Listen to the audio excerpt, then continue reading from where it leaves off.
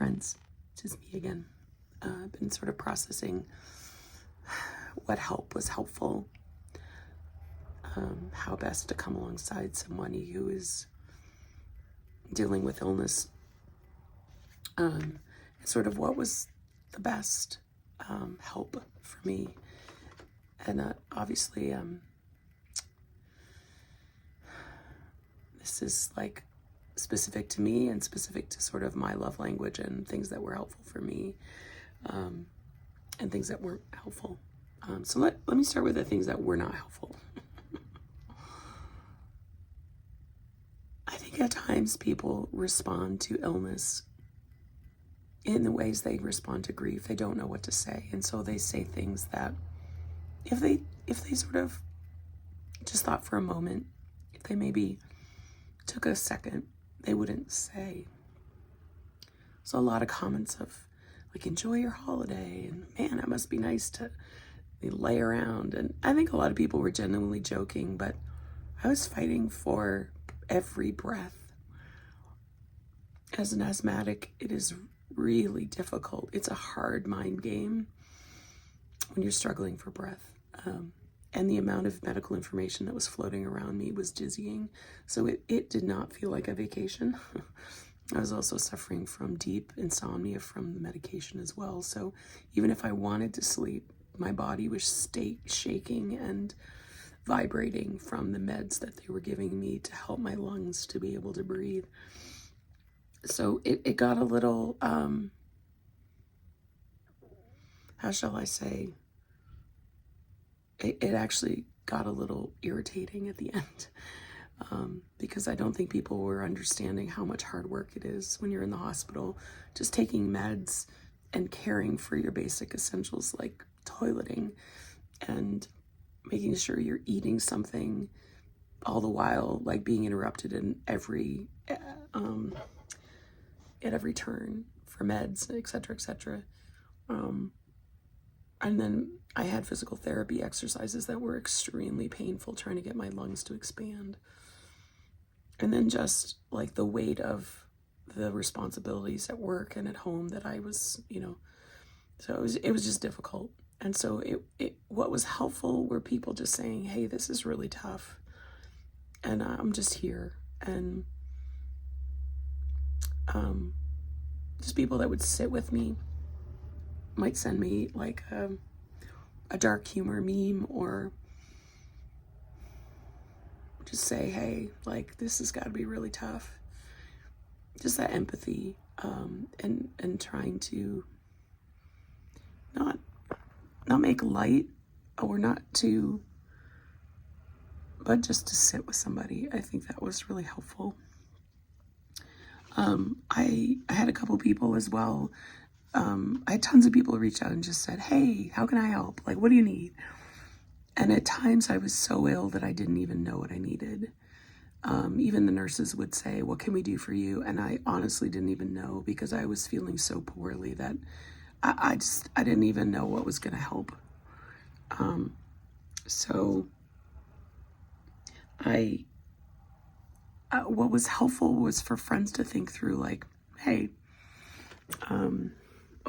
actually, because I had IVs in my hand, I couldn't brush my hair, and you'll notice that I cut my hair off, and that's one reason why I was having a hard time caring for myself, because I had IVs and my arms were hooked up, and then I had oxygen in, and so I just wasn't able to care for my hair. And I had a dear friend come in and just purchased, I wasn't yet stable enough to take a shower, and so she just came in and combed my hair out.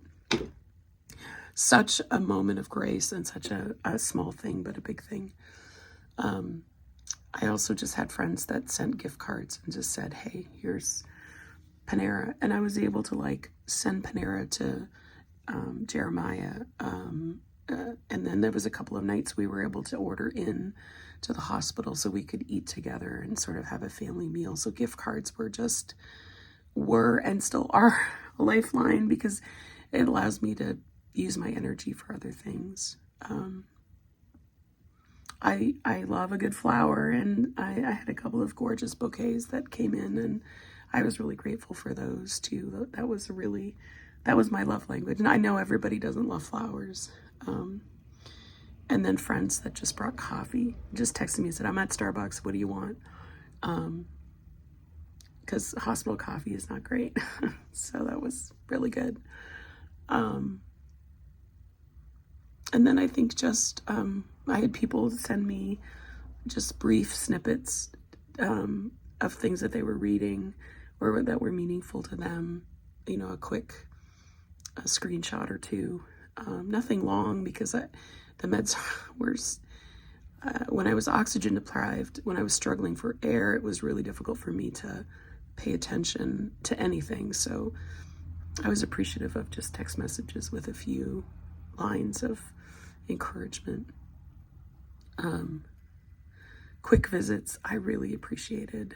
I read somewhere recently that a hospital visit should last no longer than 10 to 15 minutes unless the person requests specifically. So the quick, like coming in, giving you a quick hug, was really helpful, because there were lots of times when I was exhausted and laying in bed, and you know, I think sometimes it was necessary with Jeremiah, but it was an overstay because I just needed to sleep and rest. And so quick visit was just really helpful.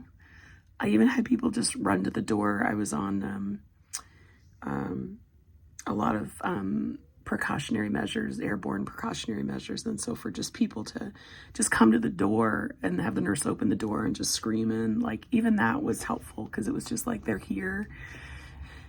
You know, maybe they can't risk coming in the room or don't have time to put on all the PPE, but they're just, hey, I love you. I'm here. I'm praying for you. I dropped something with the nurses. So many people dropped care packages, or just dropped food, sorry. Somebody brought me some lip balm, which was life-giving. Someone else brought just a couple pieces of chocolate. Again, very kind, not a lot, just enough to just, and then throat lozenges, just something to suck on in the dry air. And then I had friends that picked up DoorDash for me. There were some toiletry items and things that I didn't have, and friends were able to just pick them up and bring them up to the room for me. That was really helpful. I'm so grateful for DoorDash and Instacart and all of the other services that you could use now. So those were just a few of the things I think. Yeah, I think the other, like, general recommendation when someone is ill is not to expect them to update you, to check in yourself. The text messages were like, keep me updated. I was just like, I ain't even remember what day it is. How am I going to keep you updated? So, you know, a text once a day to just say, hey, I'm here, and you don't need to respond, but I'm praying for you. And if there's anything you need, you know, or if there's any way that, you know, I can help, let me know. I've just said not to do that, but, you know, don't expect them to update you, because it was so hard to figure out who needed to know what. And I had work responsibilities and home responsibilities and school responsibilities, and those were my priorities of sort of keeping people in the loop. And it's difficult when everybody wants to know a piece of that. I know there's some good resources, and I forget the name of them, some great kind of blogs and stuff you can do when there's prolonged illness. That's helpful to get information out. But and then I think the last thing that I just leave you with is just to be creative. I had a couple of friends say, hey, like, it's your son's birthday, I want to bake him a cake. Hey, it's your son's birthday, I want to come to your house and decorate. Hey, Christmas is coming, can I set up your tree for you? And they were just creative ideas of people, things that I hadn't thought of, or things that I thought of and just hadn't asked anybody. And it just was really helpful to have people just reach out and say, hey, this is what I'd like to do for you, is that okay? So be creative and just offer things like laundry and meal prep and maybe organization. Somebody offered to come and clean my fridge out. And just because I'd been away from the house for 2 weeks, like, there must be stuff in your fridge that needs to get checked. Can I come and do that for you? Yeah. And they don't have to be huge things. They can be just, can I take your trash out? Can I take your recycling? Yeah, I think those are, just be creative in the ways that you can reach out and help somebody. So hope that helps. There were a few things that were helpful for me, still are helpful for me. And yeah, it helps you to help somebody else who's in the hospital. It's lonely, it's dizzying.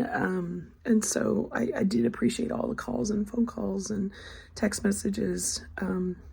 For me, for sure, talking on the phone is and was and still is actually a little bit hard. Just, you can hear it in my voice. But